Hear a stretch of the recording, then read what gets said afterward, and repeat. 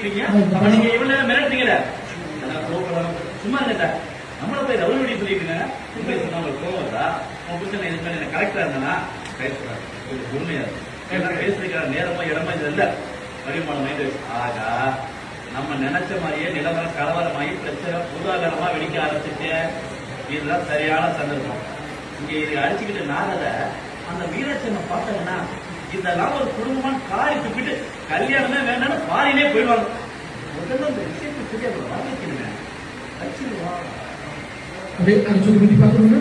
அப்படியே சைதார் பண்ணி ஹைடா இருந்து போயிடுங்க.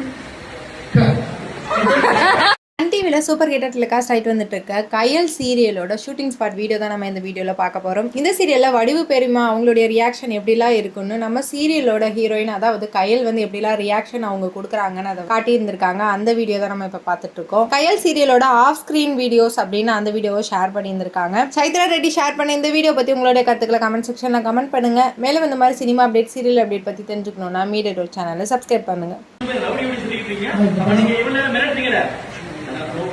சும்மா இருங்க.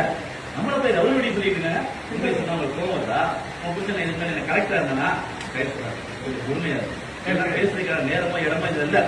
வருமானம் மைண்ட் ஆகா, நம்ம நினைச்ச மாதிரியே நிலவரம் கலவரமாகி பிரச்சனை பூதாகரமா வெடிக்க ஆரம்பிச்சுட்டு, இதுதான் சரியான சந்தர்ப்பம்.